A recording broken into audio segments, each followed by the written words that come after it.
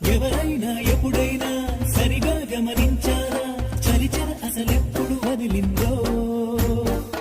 అణువణువు మురిసేలా చిగురాసలు మెరిసేలా తొలిసగుణం ఎప్పుడు ఎదురైందో